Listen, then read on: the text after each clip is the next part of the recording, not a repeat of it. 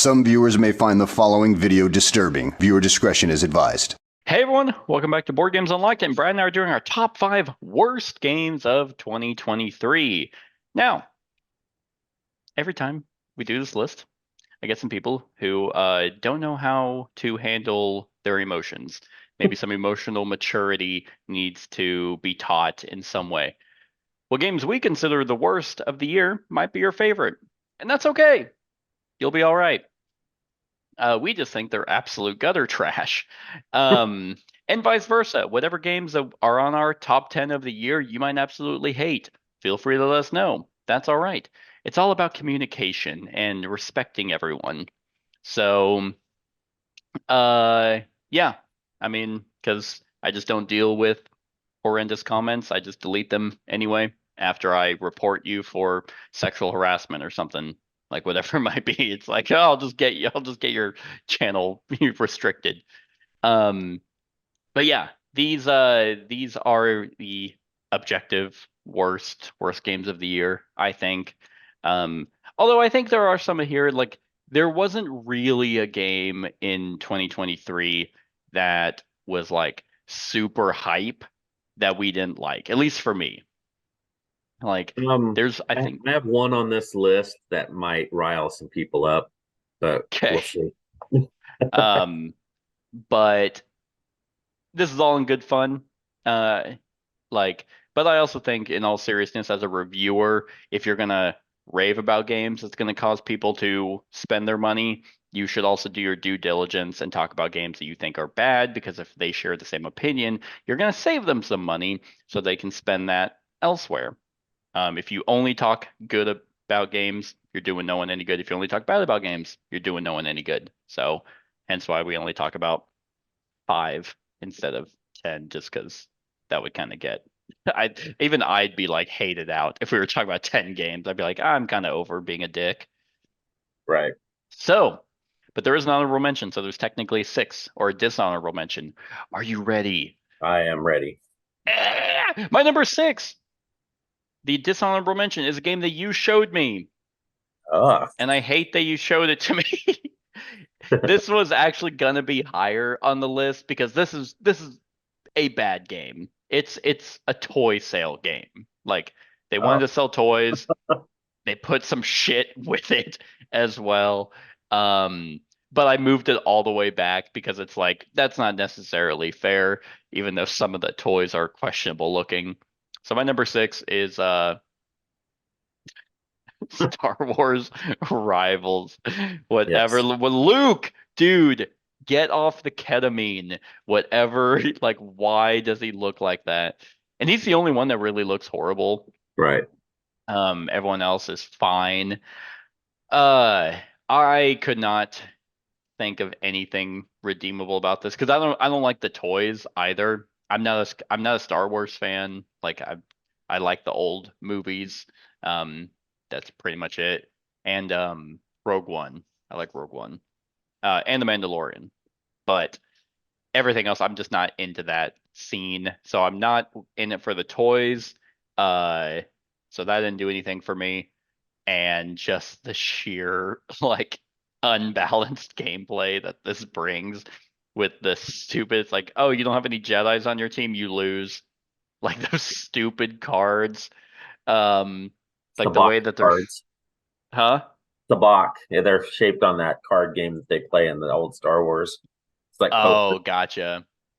Well, see, because this game is for people like Brad who bleed Star Wars stuff. Um, Trying to do a weird kind of Guardians thing or Sorcerer or Smash Up where you're trying to vie for control over various locations, but you don't even know which locations are scoring because a random die. So you roll a die and it's like, hey, I put all my resources here. Yeah, that's not scoring. Okay. Um, it's just such a, I mean, and you also have to like, don't you have to seek out certain characters? Like you actually have to There's go at like well, you have are you meaning like to for your to get like collection? certain characters because I don't remember you having was it Asajj? I have all of them. Oh, I you do? had all of them. I sold it all, but Oh, okay. the four in, because these are what came in the base set, those four, Okay. and then they had rent like packs, like little hero boxes that you didn't know what you were getting. Got it. Um, and I went and got all the characters. Hmm. So I had every character Yeah. before playing it. I mean, I'm definitely not saying I'm not saying that this couldn't work. Like, I think you definitely could have a cool system here, but like, unless if you're not into Star Wars, like I'm not, this game offers fucking nothing. And it was a miserable time. Luckily, it only lasted like 15 minutes. It's like, okay, Yeah. that was that. Yep, So exactly. that was my dishonorable mention, Star Wars Rivals. My number 6 was a game that we played not too awfully long ago. Um, I put it at 6 on this list because it's not inherently a horrible game. Um, it just didn't work for me, and especially with the 2-player count, it seemed weird.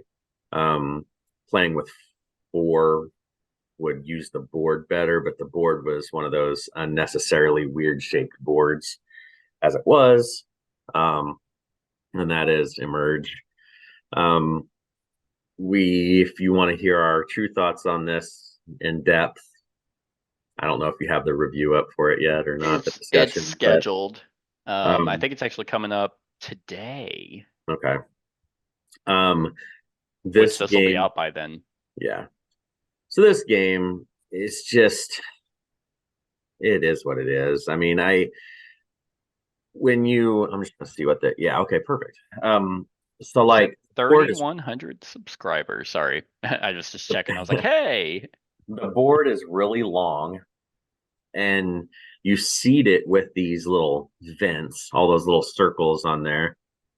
And if you play with 2 players, they start down at this end down here, and then each turn you have this little, what was it, a boat, I think, yeah, that went and it moved these different sections, and those things would flip and there'd be special powers. Um, so, but you could only have a certain number of those because you only have, depending on what color you are, you have small island deals which grow into the next size up, which then grow into the big side. So it has a 3D element to it, but you're limited on how many you can go. So like when we were playing at 2-player, we both started building down here at the beginning of the track because that's where we were. And then, the last several turns, then we didn't even do, all those were just flipping and we couldn't do anything. If you're in 4 players, you'd be 2 down to this end, 2 down on this end. I could see where that might be a little different, but ultimately what you're doing in this game is you're rolling your dice. You place those dice, whatever number they roll, you place them on your character chart, but in that color or in that number. And then you have to have a certain number of that number to be able to place a crab or a sea turtle or sea lion or whatever. And but then there's restrictions, like you can't place a turtle until there's a crab, or you can't place a sea lion until you have, so there's all these weird restrictions. And at the beginning of each round, you get to pick a modifier that are laid out that you can kind of cover up another one to give you a better chance to get that. But there's just a lot of just nothingness with this game. Like the meeples are kind of cool because they're shaped like that and they're kind of neat, but sure. the game itself just is not. It was a waste of our time. Yeah. It lasted a lot longer than it should have, and it still didn't even last that long. I mean, it was just kind of a big bowl of nothing, like I said. Yep. But Yep. yeah, I anticipate this to be on your list at some point, but maybe not. I don't know. I don't know which one of us liked it worse. So Yeah. we'll see. Yeah. We we might see it. We'll So anyway, get there. number 6, Emerge. All right. My number 5 was a game that the first time I played it, I actually was like, "Oh, cool! This is a party-esque game that I enjoy." Like it's typically a drinking game, but this is kind of like the game of categories where you just have um like a category and you just kind of go around the room and you see who can like who eventually runs out of ideas. Um, and then I played this game more, and it was such a horrendous, like kind of like potentially fuck you experience that just was maybe it was the group that I was playing with, but these are all really good friends of mine that we don't really play this way. But this game just for some reason was just extremely annoying. So my number five is a game called Everything Ever. This is a well, as you can see, it's the party game you've been preparing for your whole life. So like I said, this is a game what I call categories. If you ever played a drinking game where you draw like King's Cup, and it's like, oh hey, I drew a queen. Categories, cars, and then the person to your left kicks it off, and then you just kind of go until someone either repeats something or says something that's not a car, or runs out of ideas, and then they have to drink. So this game is essentially that. If you want to go to the, there we go. Um, this game kind of utilizes that same idea where you have two different cards that you either have to give something from one of those cards, or you could potentially come up with something that fulfills both of them to get like the card or the point or whatever it is. But it's entirely player deterministic on like they have that you're out of order card, and that's kind of a like the players determine if that is worthy of an answer or not. Mhm. So instead of having hard and fast rules of what actually works, like word games where it says, hey, you can't use these types of words, you can't use a word that's in the word, you can't use this. This doesn't have any of that. So the players have to kind of determine like, oh, that doesn't really count. Fuck you. Like you're out, or you have to draw a card so because you want to get rid of all the cards in your hand. Like so now you have to draw, so you now have more cards. It's weirdly take that in that sense. But the problem with this game, even more so than that, was it's potentially never ending. We literally, and this could be completely based off the group, but because you have that free flowing whatever, we're not going to make rules for our game. You, uh, you could potentially have it to where it just keeps going. Like we had one of the cards were condiments. And you know what's a condiment, Brad? Fucking anything is a Right. condiment. So Yeah. like whenever like someone said salt and we were like, that's not a condiment. And then I looked up the definition of what a condiment was, and I'm like, yep, that's on there. So then it just went into any type Oh, of yeah, herb that exactly. could go. Huh? I was agreeing with you. Yeah, it could be anything. Yeah. So it just never ended. And because you can't really call someone out on something without being that guy, it this game got annoying very quickly. Um, and again, that could be just based off the group, but why not have actual rules? Like, why not have hard and fast rules of what you can say and what you can put? Why not have a better formula for how these cards kind of go away? Because if you get something that it's not so like you need to be a little bit more specific with these cards because like if if one of the cards is sci-fi, like that's more or less able to be like I'm not going to say sci-fi, the good, the bad, and the ugly. No, that's not like you know for a fact that that's not sci-fi, so that's wrong. Right. Uh, but just to have a bunch of cards in here that are like, oh well, technically it's called Everything Ever, so it has everything. Um, like I wish that card in the back wasn't blurry, but maybe every kind of hat or something. Um, Yeah, that's like what at makes what sense. point? Yeah, like what if I just said ski mask? Well, technically I can lift it up and it's like and it's kind of a hat. Newspaper when I'm holding it above my head, that's a hat. Um, I just don't like the fact that the players have to be the ones that are like, no, because you also you put a card in front of a player to give them like a warning. So it's not even like a no, you're absolutely wrong. Like every drinking game, if I said colors as a category and I said purple, and then it gets to you and you say purple, well, you're wrong. You don't get a warning, you just move on, you drink. This game has like a warning element that's like, okay, if you do it again, then you're gonna have to take some of these cards. It's just it wants to be friendly, but also cutthroat and just like it just ultimately didn't work, which is a shame because I wanted it to, but man, this game made us all so mad at each other, but we couldn't call them on it because it's like, okay, yeah, that's a condiment. Fuck, this game is still going. So that was my number 5, everything ever. All right.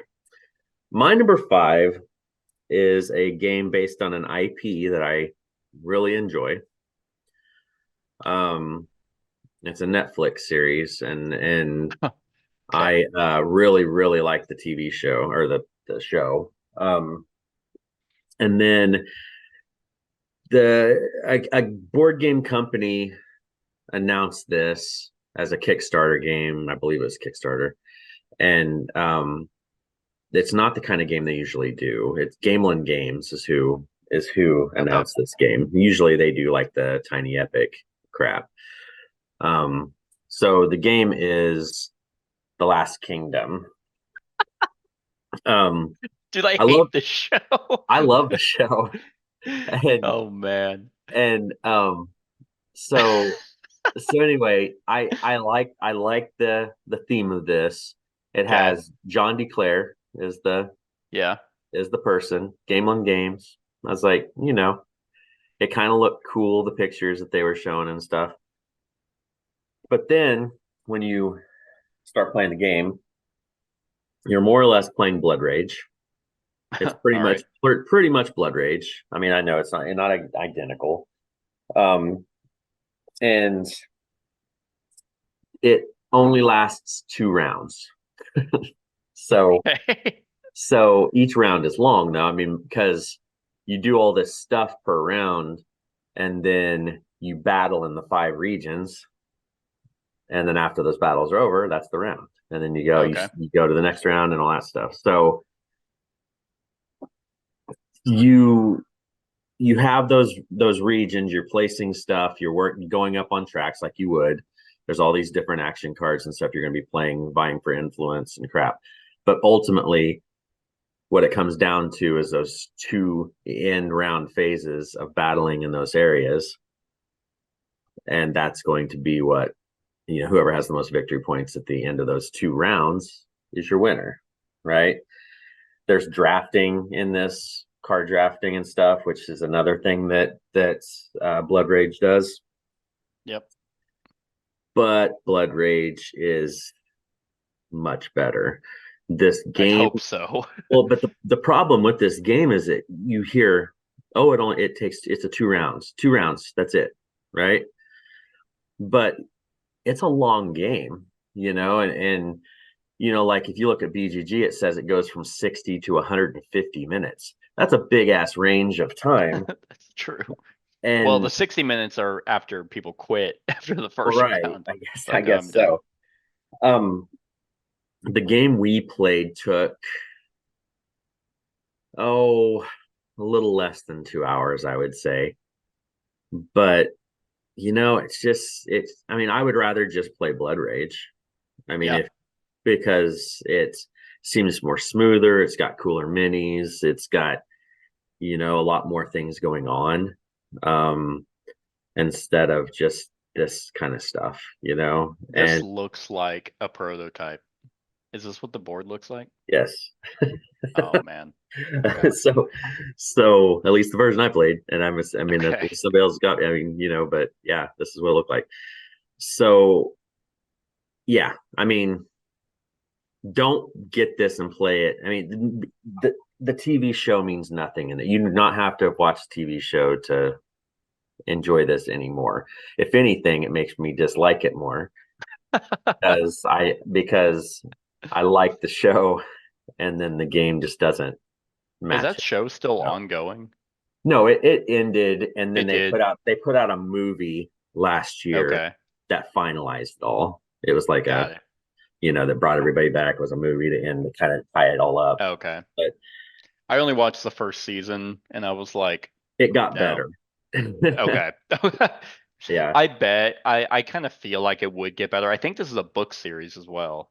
yes, I believe so. I But the haven't first seen that. season was like, this feels like it's for teenagers, but it It wants to picks be for up. adults as well. So, Yeah, yeah. it But gets a yeah, lot, well, good, good. but Yeah, but then I remember seeing this and I was like, a hard no.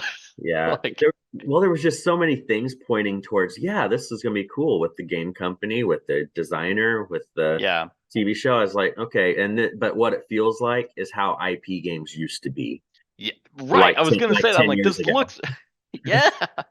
I'm like, that's what this looks like. This looks like it's like a mass market um, IP made game. Yeah, So anyway, I can totally see that. that is why it's on my list. Okay, okay. My number four is a very well produced game, and God, you know what? So I don't know if I told you, but I'm not going to Gen Con this year. Okay. Just because I didn't fucking do anything last year except wander around the exhibit hall and buy nothing because everything I backed was like I already backed it. Um, anyway, 2 years ago, so not this year, I guess last year, I saw a game that was being demoed and I was like, oh, this looks like this is super cute game that Kat would really like. And then you play it and you realize this game, if I ever went to a restaurant and someone did this to me with the way this game is being played, I'd probably stab them with the fucking chopsticks. So my number four is Steam Oh, Up. I really wish it was a different game, so my yeah. thing made no sense. Uh, my number four is also The Last Kingdom. I'm gonna kill someone with chopsticks. No, this game is so stupidly cutthroat.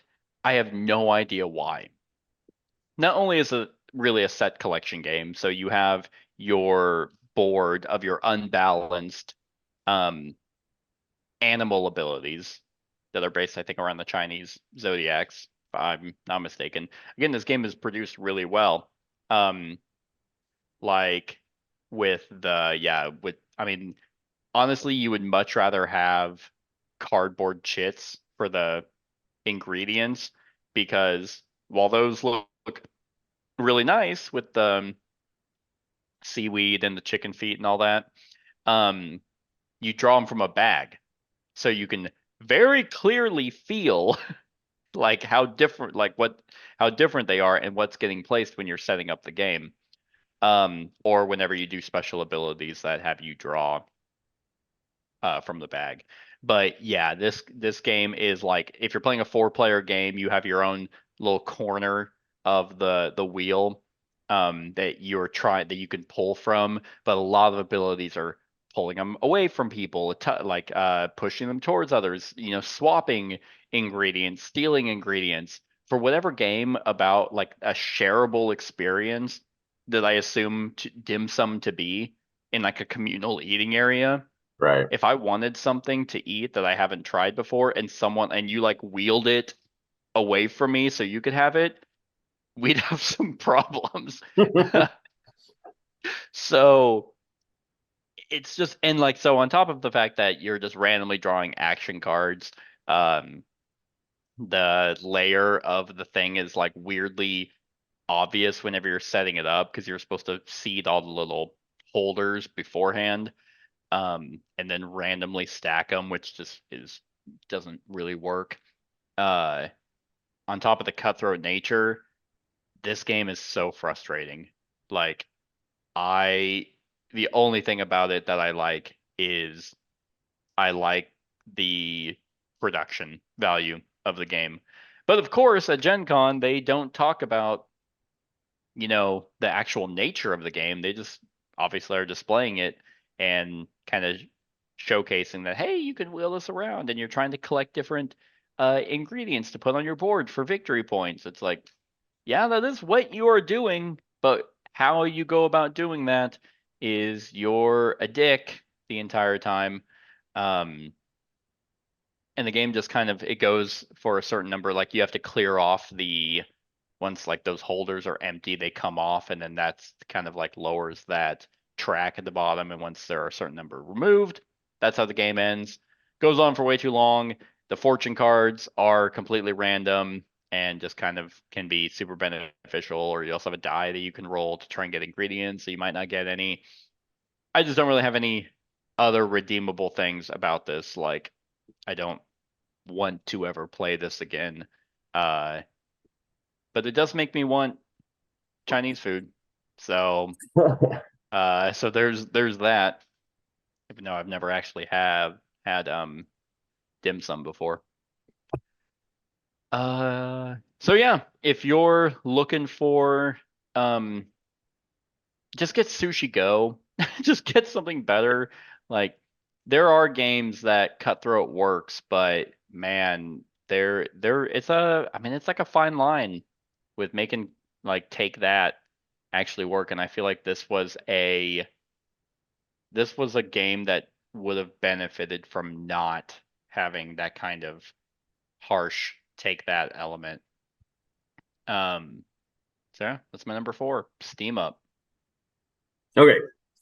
So my number 4 is the only game on this list that I did not finish my playthrough.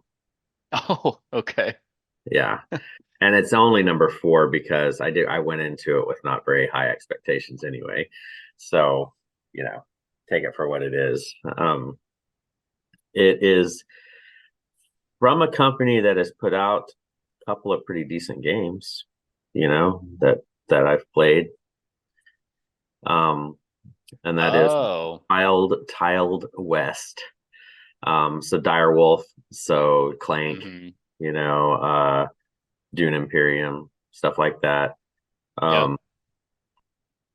This game is just hokey as hell. It's a tile drafting game at its heart, but it's too like kiddie and basic. It's I don't know. I'm just gonna jump right into it. It's very convoluted. You are drafting these tiles from places, and you put them onto your deal, and it's just not fun. I mean it isn't. I mean, because there's a way. Let's see, because all the tiles that are up in those top parts have to come out the way that they're there, right? Okay. So like that's the orientation that you have to put them in, and stuff like that. And it's just, plus there's characters like a sheriff in there. These are all, I mean, if you can't tell by the cover, they're all what do they call sexy those? Animals? Well, the animals that are like people. Anthropomorphic. And yeah, so they're that. So like there's a sheriff that can shoot certain things and stuff, and it's, the randomness is out of control in this as well. And it's I don't know what else is this one. Like I said, we played about half of this game and just stopped. Oh, okay. And the guy sold it like the next day. It's like there's nothing with Direwolf being the company that it is at this point, even though we had our issues with some of their games. This one just did not go in the slightest. The boards, I remember it was being heavily advertised at Gen Con this year. They had a massive board for it. Right. Well, and like your board, if you look at your little city board, it's like it all just gets so shoved in there, and yeah, I mean, I don't really even know what else to say about it. I mean, it's polyominoes. I mean, that's a bonus. If you like polyomino games, go for it, but it just is not a good game in the slightest. The art is okay. The game is What's expensive. the D20? I just saw that over on the side.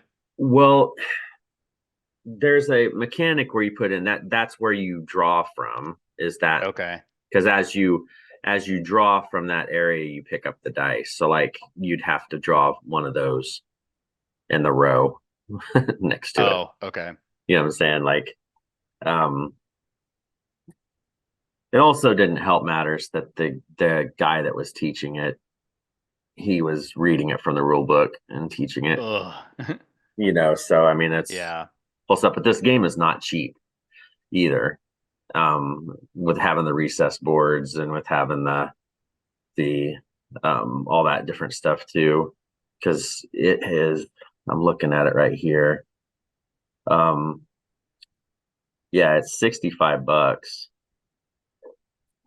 and that's at Miniature Yeah. Market. So I don't know what the MSRP is on something like that, but this is just pretty much a heavy pass. I mean, Okay. if you know, I mean, if you can play somebody else's copy like I did, and maybe it's good for you. But when I see this game now, especially after playing polyomino games like, well, like we talked about on another list, World Wonders or Planet Unknown, you know, and stuff Oh, like yeah. that. Um, this just is not. This is Well, leagues especially, behind. yeah, especially polyomino games because they are a lot that there are a lot that come out. Um, it's either going to be painfully average, or you're going to be bad, or you're going to be ones that stand the test of time. Um, like there was one that actually was in contention for one of the best. That was polyomino called Cartouche. That was Egyptian themed. That kind of took me by surprise on how good it was. But yeah, it's I have no idea. I did not even look at this at Gen Just Con. just don't. I was like, all right. I mean, I'm kind of not big on the Western theme anyway Right. because I don't know. It's just like whatever for me. But okay. Yeah. Well, we'll move on to my number 3, which was a game that I did play at Gen Con, and I was like, this is trash. But I think I did end up buying a game from the same company that was more of a party S game.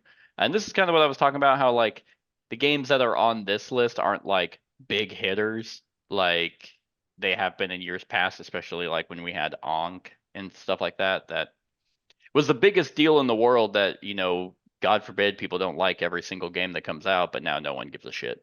In fact, I see Ankh being sold quite a bit lately. Anyway, this is not even in that realm. This game was just not good. And again, some designers must just have a vendetta. And the reason why I bring this up is because a friend of mine is colorblind. So some designers just have to have a vendetta against the colorblind, and this game is a mess. So my number 3 is Four Corners Oh, Kaleidoscope. Just from this cover, would you imagine being colorblind would be a problem? Um, so just go ahead and go to the stupid. Okay, whatever. That'll work. um, so basically, you have cards in front of you that you're trying to get certain sets or certain uh orientations of these tiles on the board. The board has like these recess things you can push the tiles in to be able to pop them out. Um, but the problem is you're so reactive on on this game that turn order is just like, boy, I hope I'm, going first, or I hope my opponent does something that just happens to set things up for me. So you'll have these cards and you're like, you want to have this design made um in the four corners of four different tiles. So you can actually kind of see it in hmm the bottom left of this picture where you have the two yellow and then that or the one directly diagonal from that. It's kind of blurry, but it's blue. Diagonal from the yellow. I guess it is diagonal. Sorry, straight across, just straight up. Yeah, there. That's what I was looking at. But yeah, so you're wanting those sets and stuff created because you'll have a card that might have that icon. You can actually see, also blurry. Someone would have that card, so they would want that. They're like, hey, I fulfilled this. You fulfill enough of those, you win. Um, you could only do like one thing on your turn. That's either swap tiles or rotate tiles, but that's it. And then so every time that you're doing something, it's so painfully obvious what you're trying to do that the people after you are just gonna mess with it immediately. So you're like, why am I here? Um, and every time you fulfilled something, it just happens to be like happenstance, like, oh, hey, look at that. You actually moved that tile there and that completed my thing. So thanks for doing all my work. It's like you never really are trying to position these tiles or rotate them in a way that you can be like, oh, and if I rotate this, that's going to fulfill, two of my objective things. I worked really hard for that. This game is so stupid. And I remember being at Gen Con, and it was me and two of my friends and the guy who was demoing it. And we had another friend with us who was just kind of standing behind us. And I turned to him and he's the colorblind friend. And I turned to him and I'm like, hey, you're lesser than everyone here, right? And I made sure he knew because I was playing Four Corners. Um, no, I was like, hey, do you want to play? And he's like, no, man, this game this game hurts to look at. I'm like, yeah, yeah, I can see that. Uh, but God, just what a whatever game. I don't even think it looks like a kaleidoscope. Like, I mean, like, I guess that's what they were trying to go for, with the center designs. Right. But kaleidoscopes are cool to look into. This game wasn't cool to look at or play.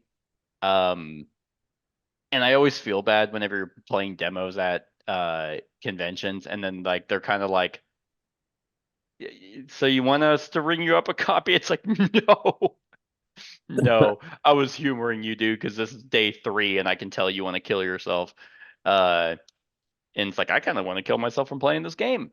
No, it's not. It's not that bad, but man, is it just kind of like because you have these kinds of family weight or maybe filler-esque um puzzle games like Cascadia, Verdant, Calico, Canvas, those kinds of games where you actually feel accomplished when you do something.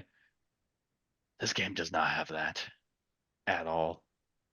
So it was not a good time. It was not a good time. So that's my number 3, Four Corners. All right, good to know. I'll avoid it. Uh, my Good. number 3 has a toy factor to it. And it's not the one. It's not a crossover. Star Wars It's not a Rivals. crossover. Nope, not a crossover. And it's kind of a weird deal because it's kind of cool. The toy factor is kind of neat. But I think that's the only good part of it. The rest of the game just is super had been done already. And that is Snapshots Tactics. So pretty much what you do with this is this box comes with tons of components for your ship. So the first thing you're going to do is you're going to build a ship. You're going to build it with components, make it look however you want it to. And then you are going to battle X-Wing style on a mat. It's pretty much it's pretty much the game. I mean, the only difference between this and X-Wing is you're building your ship prior. So it's like you have this picture doesn't really show. There are pictures. If you go on BGG and you look around, there's pictures of it shows like a guy with a half-built ship and he's putting all these different components and crap on it. But you have your spacers, you're rolling dice to do stuff. You have, your direction, functionality, stuff like that. But this box itself just comes with 2 ships. You can buy more to have squadrons, and stuff like that. But ultimately, like I said, it's the toy factor. That it's not a cheap thing to buy. And then I think the fun part of this is just building a cool ship. And that's really it. I mean, it's there's going to be terrain you're going to be dodging. And I don't even really know this company a whole lot. Yeah, I have no idea. I've never even seen this. Yeah, because It looks like it'd be cool. Lynn Vander Studios. Now, can you build whatever, or do you have to pick like a pre-con thing that you build? Well, the guy that I played it with already had them pretty much built, so I don't know if they're Okay. con or because if you look at your tray here, those are different components of your ship. So yeah, because it almost seems like that picture is that ship there. So it's like maybe on the back there's schematics. right, because I have no idea. There's that one picture. I wish there would have, like, if you go to BGG and it's the fourth picture over. If you look at it, yeah. There's the guy that's putting the ship together. Yeah, it looks like he's putting together what's there, but I don't know. But so I don't know if this is one, because like I said, I just did whatever the guy already had pre-set up, but I don't know if you guys have like point allocation, like if you can build a 100-point ship and you get to pick what components you put on or whatever. Ultimately, though, for the cost this is, I mean, this is no different than playing X-Wing or any of that Armada or any of that crap. Yeah. The difference because if it's fully customizable, then it's because if it's fully customizable, then it's like, okay, well, how do you make it work with like the actual game versus just doing get a tub of Legos and build a ship? Because it says, oh, go ahead. I was gonna say, and then if it's like pre-built, where it's like, hey, here's a bunch of components, but you pick a schematic and you build that, then why have it be customizable? Right. Just give me the ship. Well, because on the game features thing, it said you build a ship from scratch and equip it to fit your play style. So to me, it sounds like it's a point allocation thing. Would be more.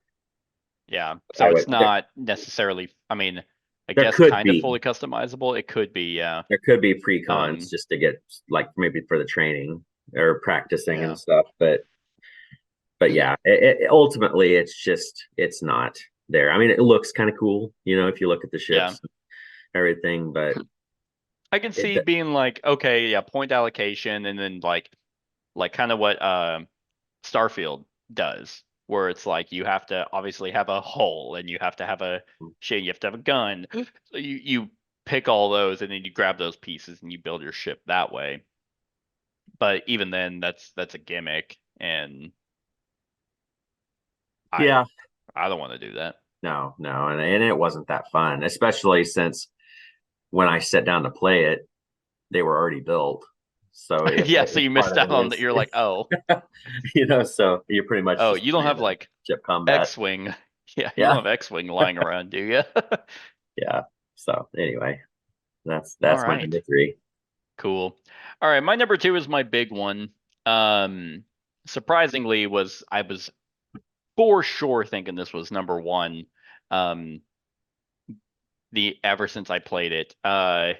And theoretically, it could like this. My number 1 and my number 2 are pretty much interchangeable, but I'm keeping my number 1 where it's at because of the reasons I'll talk about when we get there. My number 2 is probably the biggest, it is the biggest game on this list. I know quite a few people like it. It warranted me enough to replay it with certain mindsets, going in, and I came out the exact same way. So my number 2 is Scarface 1920. So, little backstory here. Whenever we initially did the run through and the discussion for this game, we made a rule mistake. Okay. Well, apparently rule mistakes are only okay as long as you like the game. So, but since we didn't, that's what made everyone like apparently just become vile for zero reason. Uh, because my argument is like, would that have been a like let's say we had raved about it, this game gets a 9 out of 10. No one would have ever said, "Oh, well, it's only that high because you played with the incorrect rule." It's like, no. So it's like, "Oh, you only fucking didn't like it because you messed up that rule." Well, first of all, that rule is horribly worded in the rule book and needs to be fixed, but whatever. Anyway, so little double standards there.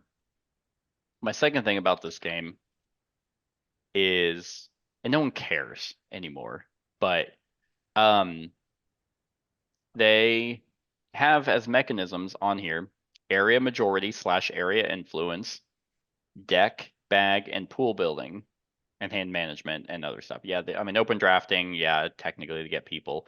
My problem with this game is everything about it is just so meticulously slow.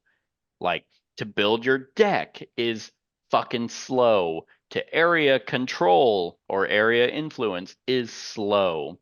Um, like the different gangs do kind of feel different from one another, at least inherently. Like you don't really build up the gangs to be better Right. than anyone else. They just kind of start like Al Capone's really good about oh, what was he good about? I don't remember what he was good about. I remember one of the guys is really good about doing jobs. So jobs that you just draw from a deck, a job deck. Yeah, like that deck down at the bottom left.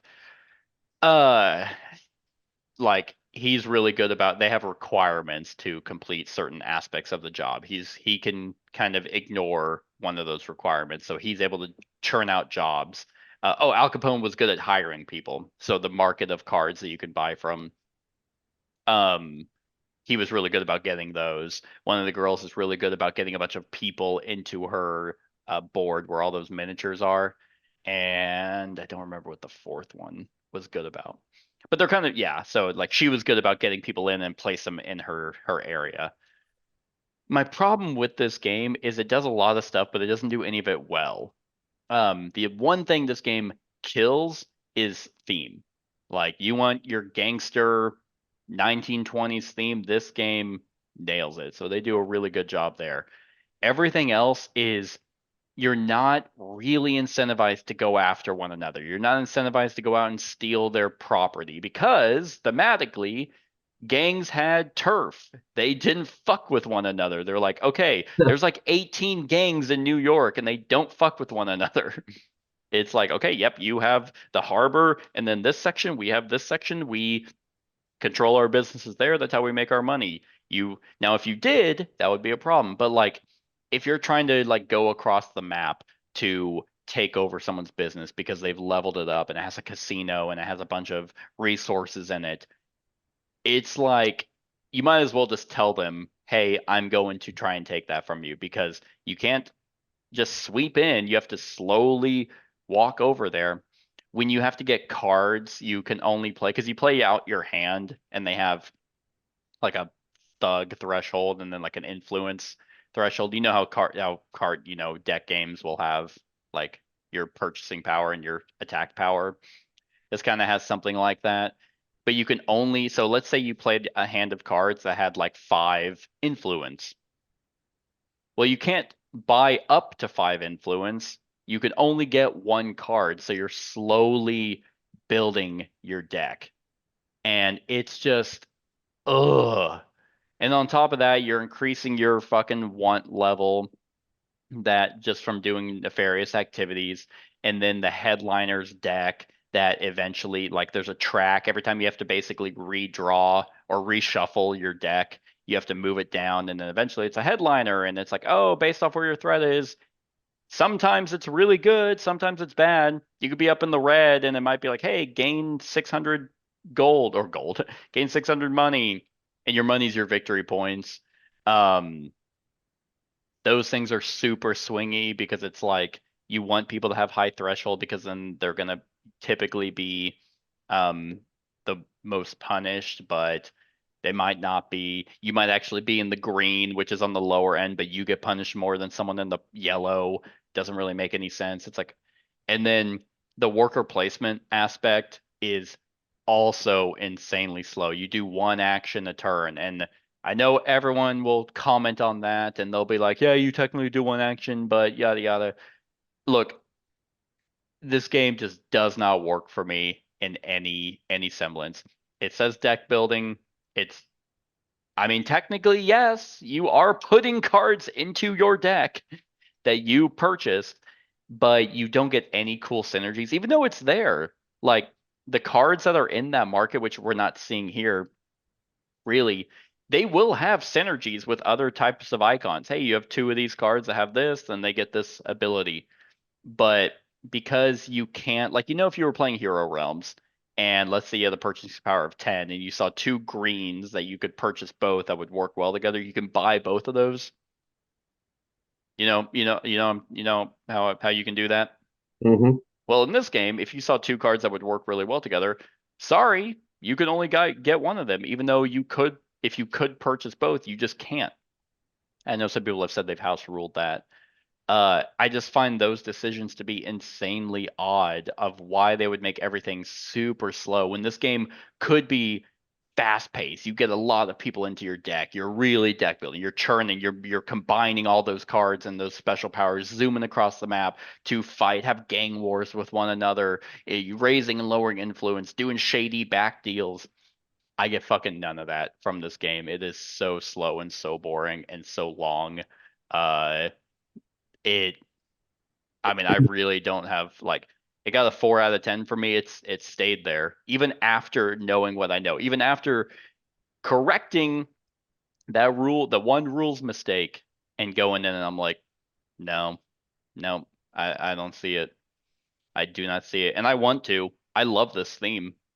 I think this is a stellar theme and they killed it. But unfortunately, and then those jobs you can get that are just hey, rig the World Series, $50 or whatever it was. Well, that's like 50 points that you just got. Yeah, those jobs can also be super cutthroat, even though, hey, I happen to be the guy that can cut corners with jobs, so I'm just going to shut down your business. It's like, yeah, I didn't have to work for that. My ability just allows me to ignore requirements, so I'm just going to do that. Yeah, and this theoretically should be number one just because it's so expensive. Like it's obviously the most expensive game I have on this list by a mile. But my number one, I have a very particular reason why that's at number one. But yeah, real shame here. I really don't like this game, but that's my number two, Scarface, 1920. All right. So my number two is probably the big hotness right now. Scarface 1920. No, I tried this game because I like deck construction. And I tried it because of all the hype, and it ultimately just is not for me. The theme is not there. And this will probably rile some people up, but that is Oh, Kana. okay. This Good. I was wondering if either of us, because I have not played this. I didn't want to get trampled at Gen Con to try and get a copy. Well, I played one of the starter decks, and so I didn't actually do any deck construction because of the stuff the guy had. Mhm. This game is it's more or less themeless. Like Okay. you're supposed to be creating a Disney story is what you're kind of doing. You are a Illumineer is what you play, and you're like creating these things to try to create the next big Disney story, from what I understand the theme as, but you're really not doing any of that in my mind. If you've played Magic, in Magic you can pick pretty much from any color you want to. I mean, when you're making your decks and stuff, this one you can only have 2 colors in your deck, which isn't a deal breaker. I mean, that's fine. But you have villain cards, you have your normal good guy cards, I guess, if that's what you want to call them in Disney, but they're going to be alongside each other. You can have Mickey Mouse fighting with Maleficent, and stuff like that. It's like you're playing these cards and the decks just don't mean a whole lot, and you are trying to. And I will go ahead and say, I mean, I'm not a Disney guy, like Disney animation, so that's one of the things. I thought that maybe the gameplay could make it serviceable for me. It doesn't. It's been compared to, and I don't know, I don't agree with this, but a lot of people compare it to a Keyforge, it's kind of like a race to a finish. All right. You're not like defeating people per se. You're just racing to a certain number of stuff. And you don't get to interact with other people's turns, which could be a benefit for a lot of people, could not be for others. I mean, it's kind of depends on your outlook on card games as far as that goes. Yeah. So there's no trap cards. There's nothing you can mess with the other person on. It's more or less just a race to a number at the end. The collectability of this is another drawback. Like, it's fucking expensive because people, you're gouging certain things, and when you do find the packs, I mean, they're just stupid expensive as it is, and I don't know what Magic cards sell for now. So, because I haven't done card stuff for a while. Yeah, it goes in waves. It depends on if cards are getting reprinted, but they can go for an insane amount too. I think Post Malone bought the Lord of the Rings, the One Ring, from some guy for $2 million. Yeah, I think is what it was, because there was only one copy. Yeah, so card packs sell for like $6 a pack for cards for this, which is probably close to what Magic stuff sells for. But and there are, I mean, it runs into the same stuff as CCGs do. I mean, there's going to be super powerful cards people are going to have. That's going to make their decks tougher, which that I can't hold that against it, because that's the whole CCG aspect of things. But but the theme just doesn't do it for me. The theme isn't cohesive. That's the word, because you have all these good and bad guys. It's not like you're building a deck that makes sense. You're just throwing colors together and doing stuff with it and racing to the finish. So, I mean, I bet, I'm sure families that have young kids that are into Disney would probably dig this more. Yeah, or those really weird adults that go to Disney World every year. Like my friend, because my friend loves this game. and he's a 40-some-year-old. He's a 40-some-year-old guy. Yeah, so. Is he on a list as well? Yeah, I had no interest in this. I mean, I like Disney, like the old Disney cartoons and stuff, but I wasn't about to wait in that fucking line at Gen Con to get a pack. I wasn't going to try and go out of my way to get it. So, and then I forgot that it existed. Yeah, and I've pretty much decided that I'm going to jump fairly headstrong into Star Wars Unlimited this next year. So I'll have that to be able to play and see what it does, but see if FFG can drop the ball again. But Probably. Is it competitive? Yeah, oh yeah. Oh yeah, it'll die. It's a 1v1 Eh, competitive game. yeah, the game's dead already. But it's not LC, Um, so we'll see what that does. yeah. But yeah, like this one I haven't played, but I remember it just seemed from what after the hype died down that everyone was like, it's okay, from what I kept hearing. Yep. Yep. All Yep. right. My number one worst game. And reminder, I hated Scarface like when it came out. Obviously, I replayed it and then kind of had the same issues with it. Um, I would play Scarface before I would play this one. Because at the very least, Scarface has some semblance of theme and whatever mechanics that are there are more interesting than this game. This game you and I play together, actually. Is it a crossover? It is a crossover. Ah, I think I know what it is. And my number one is Oh, Emerge. So here's one of the reasons. So obviously Scarface should be number one because it costs way more. Had that much farther to fall than this game. But I ponder on this question that what is worse, an inherently bad game or a painfully average one?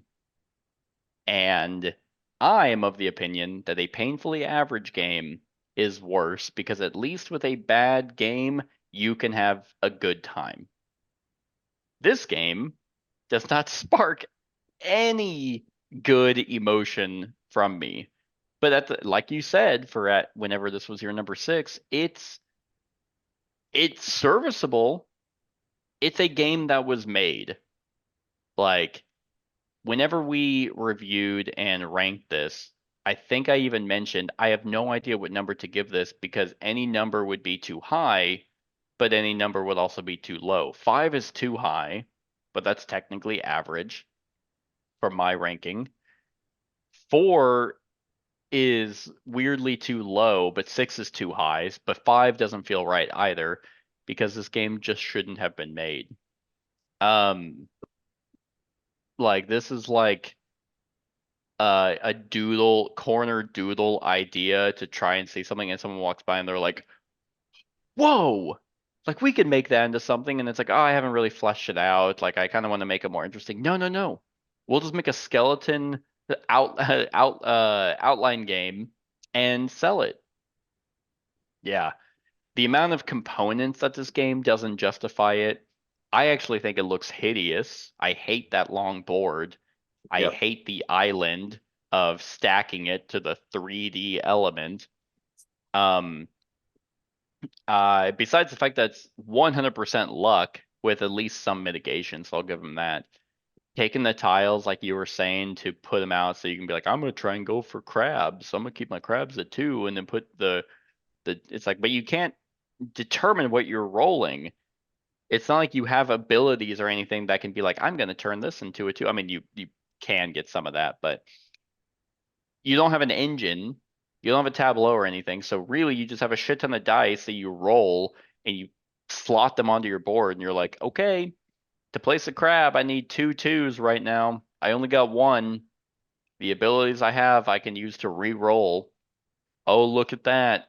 Didn't get my second 2 because I'm not getting my stupid crab on my stupid island that I weirdly have to have before I can Well, get the seal. yeah, that's what I was gonna say. Why you have to have the crab before the turtle and the turtle before the seal? I have no idea. It doesn't make sense. No idea. I mean, because it's a multiplier, that's all it is you have to get, if you get a crab, a bird, a tree, and then a turtle, and then you get your 3 stack of your island, it's a multiplier for all that.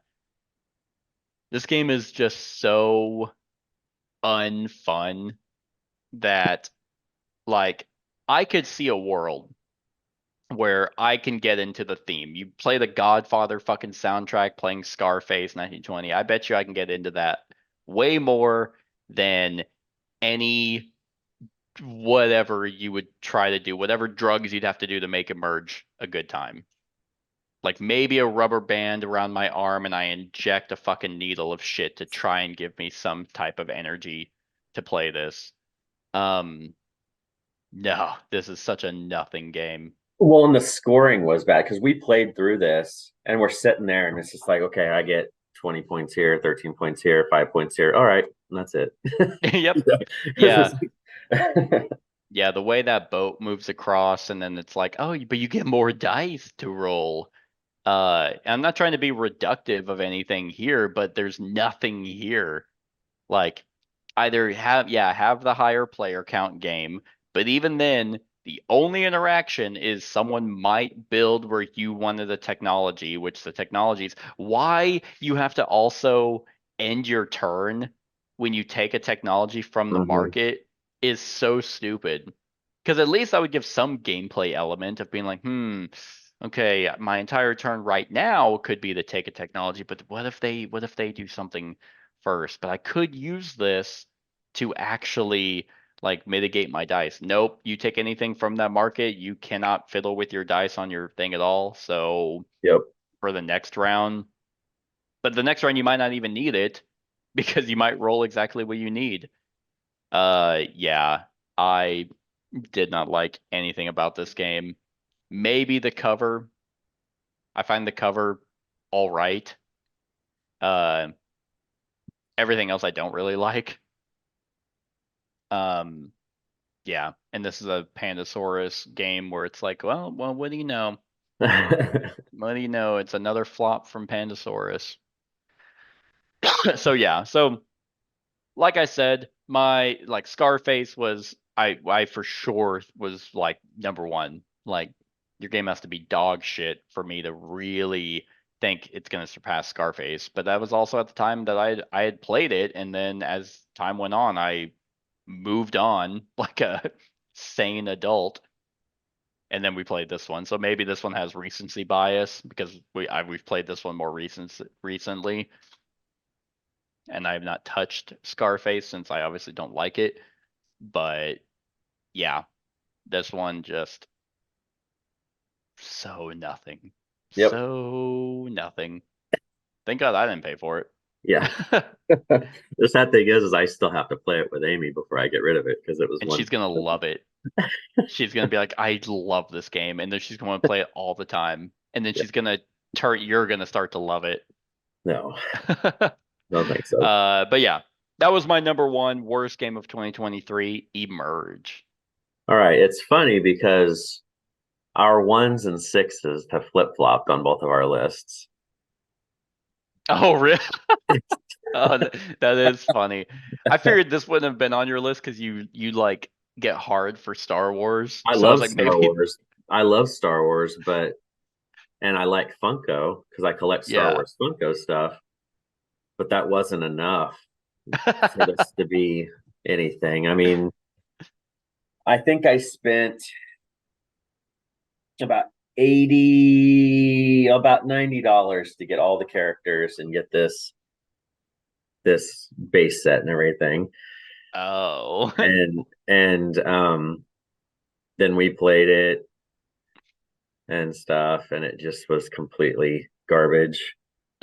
And so I immediately sold it and I actually sold everything because I had, when you buy the boosters, there's a couple of rarer ones that you can get, like the hologram versions of some of them. So I ended up selling it all for 120.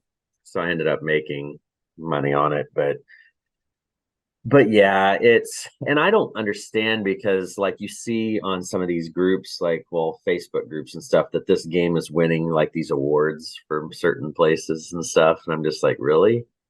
I'm like, I don't know why. Because like you said, it's completely, I mean, like there's no skill to it because you don't know what's scoring. I think that's the biggest thing. Like if it didn't have that dice to say what was scoring, it still wouldn't be a good game. But at least you'd be able to. Yeah, at least there'd be some thought. Yeah. Right. But when you roll like that Guardians. Dice, yeah, go ahead. Sorry, go ahead.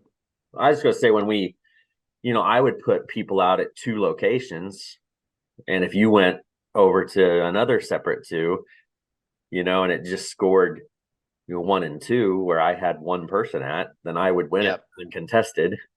Yep. It's and, like, and, oh, stuff. cool. So, Yeah. yeah.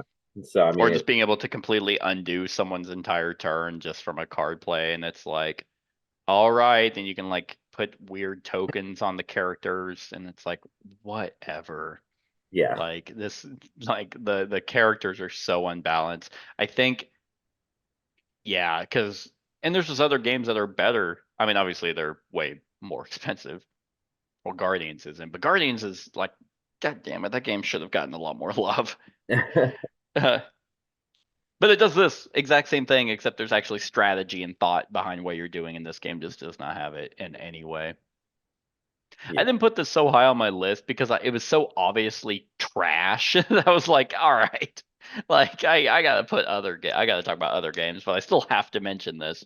But I totally Well- get it why it's at your number 1. Well, and if I just would have bought the starter set, it probably wouldn't have been this high. But since I Yeah. spent $90 on everything, and then it turned out being Yeah. crap, That's fair. But yeah, so a Star Wars game actually is on my shit list. So Yeah, shocking. good. That's fair though. This one's fair. Yeah. All right, everyone. Those are our top 5 worst games of 2023. Again, if you hate us for mentioning a game that you really, really love, let us know. Let us know why you like it and why it works for you, but in a respectable, debatable manner. If I'm just not dealing with any of that, and if not, then throw your dislike on the video. It doesn't affect my income in any way. So, but at the same time, I do feel that these videos are helpful to keep people away from spending money, and or if they disagree with us and they're like, oh, actually that doesn't really turn me off, I'll get the game anyway, go for it. But yeah, let us know what you think of these games in the comments below. Let us know what your worst games of 2023 were also in the comments below. Other than that, like, comment, share, and subscribe, and have a wonderful whatever time of day it is for you. Hey everyone, thank you for watching, and I really hope that you enjoyed the video. If you would like to see more of my content, go ahead and click that subscribe button and the bell to be notified whenever I upload any new content. If you feel like supporting the channel, you can go ahead and click that Patreon link to be taken to my Patreon, and any help is truly appreciated. Other than that, stick around for any other run-throughs or reviews or cool top 10s or whatever I feel like putting on. Other than that, like, comment, share, and subscribe, and have a wonderful whatever time of day it is for you.